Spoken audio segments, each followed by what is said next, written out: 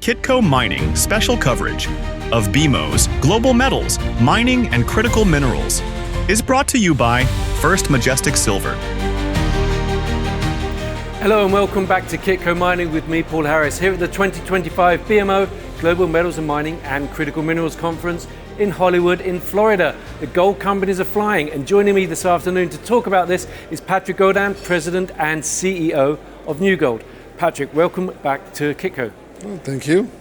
Now, when we sat down here a year ago at this event last year, I commented, I think, that you had the biggest smile on your face of all the people that I'd been interviewing. And the reason for that was you were telling me that New Gold has turned a corner and was now on an upward trajectory. I think let's start off by talking about 2024 performance, because I think it shows that upward trajectory, you're true, you've been hitting that, you've been continuing along that. Although production was down 7% for the year to 392,000 ounces, your all-in sustaining costs fell by 13% to $1,239 per ounce, US dollars per ounce for the year, and a very, very attractive $1,018 per ounce in the fourth quarter, which means an all-in sustaining cost margin of 62%. Your share price is up 137% year on year, higher, considerably higher than the majority of your peers who are only up 100% on the year. What are some of the things that really came right for the company last year? First, we deliver our projects on time, and some, ahead of schedule, and some under budget. So the major one for us is Rainy River Underground. So because we reached the ore as planned, so it was great for us underground in the context of the difficulties that we had to face it. And also the major infrastructure that we want to develop, we develop it. So we were, at the end of 2024, we were well positioned to face the future for the development of the underground mine that will be a significant gold contributor to the Rainy River production. At New Afton, in terms of project, so we reached the hydraulic radius, and also we delivered the crusher. That was the main milestone for us, and the conveyor system 8 weeks in advance on the schedule. And C-Zone is a journey. It's a project of 5 years. So my predecessor, they approved the budget, the C-Zone budget, at the beginning of 2020, before COVID. And if you arrive at the end after 5 years, and the guys on a US dollar basis, they're bang on budget, and they deliver 8 weeks ahead of schedule, I'm really proud of them. So it's a great achievement. Also, we did multiple things, but we invest a lot in exploration. Last year, we talked about 25 million US. This year, it will be more than that. It will be 30. But we saw a lot of a wind of change in the growth opportunity and the organic growth opportunities in our company. So we had 1 year of open pit mining at Rainy River through the phase 5. We also extend the life of the underground mine, and we develop targets for this year too, where we plan also to push a bit the open pit extraction. At New Afton, last year it was really nice for us because we deployed time and effort to target Key-Zone. Key-Zone was a target, so we had few indication in 2023. We were pretty aggressive. We push a drift, we drill it, and we hit a really nice intersection. And this year we will deploy additional capital. We'll talk probably after, but it's a great success because for the first time, our shoulders are, okay, that's coming. The thing that we did too to reset the evaluation of our shareholders is we delivered 2 technical reports at the end of 2024. So basically, we released that with our guidance 2 weeks ago, and 2 technical reports side by side at the same time. It was a lot of work for our people, huge work. But it was important for us because our information was dating.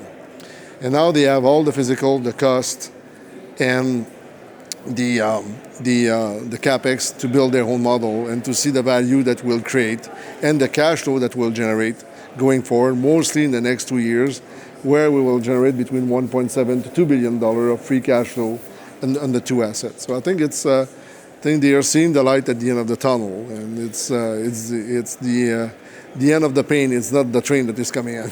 End of the pain, I like that. And investors presumably are certainly seeing that as well. As I mentioned, your share price is up 137% year on year. Given that your assets, particularly Rainy River, in the past they were called troubled assets because of the problems and the technical challenges that they faced. But now that you've right-sized them and, as you say, putting out technical reports, how are investors responding, and how important is that for the messaging in terms of, investors obviously like to feel confident in the assets, they like to feel confident in the management team's ability to operate the assets. It now seems you've right-sized that and they can have that confidence in there. We're at an investor conference. What kind of questions are you getting now about the operations?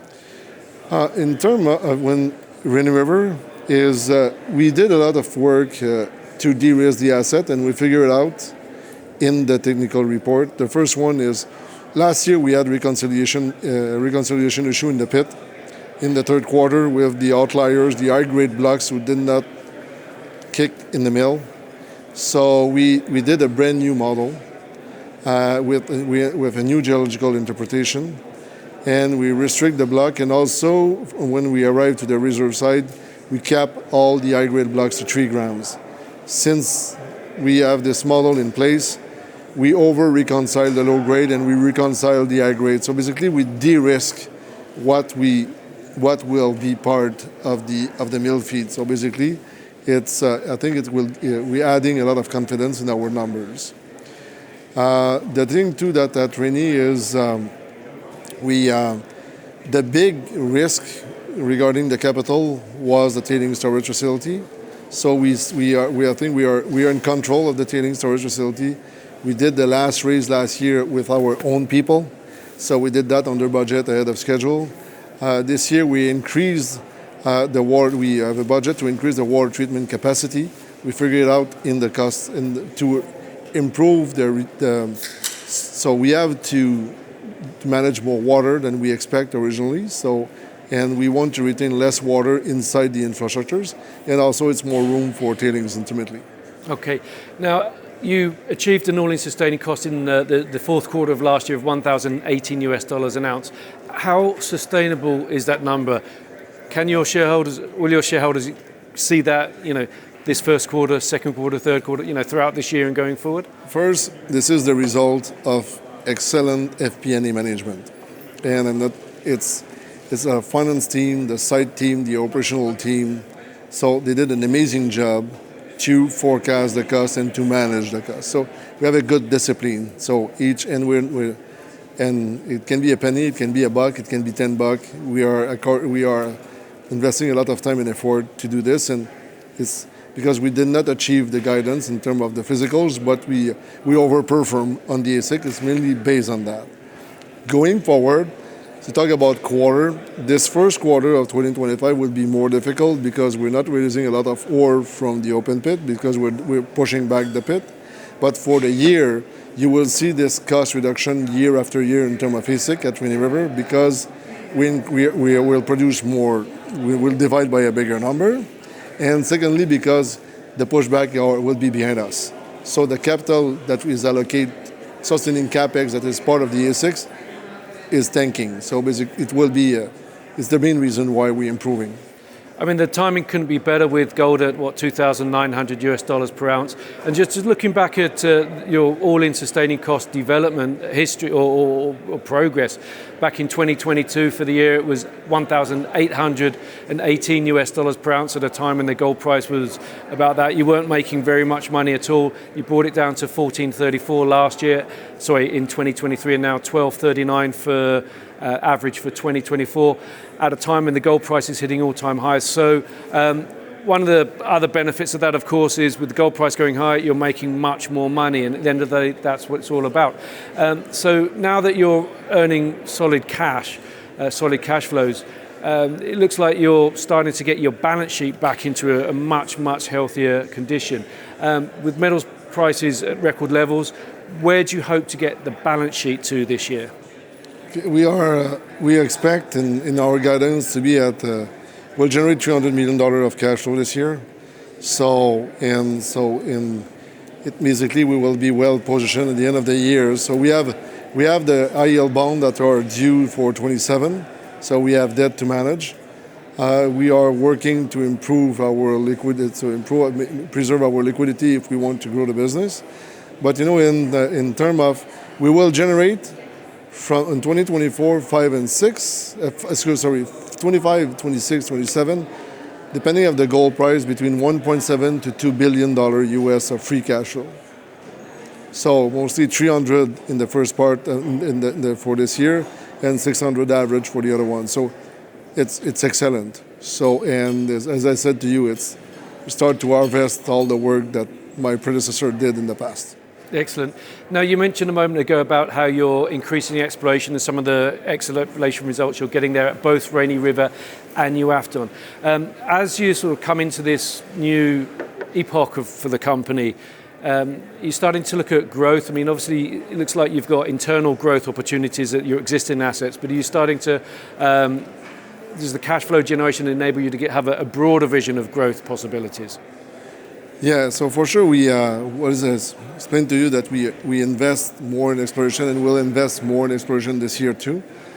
But we still believe that we have a nice opportunity to grow both assets, and we'll be aggressive on this because it's difficult to create more value than the drilling bit, up to me. After that, the capital that we'll generate, we have to see what is the best option for us. New Gold is a company that is well positioned. I think in the past we sold all the project pipeline, and we have a nice operation that is Artemis is one of them. It was a New Gold asset before. So as a company, we don't have on the short term an opportunity to deploy this capital.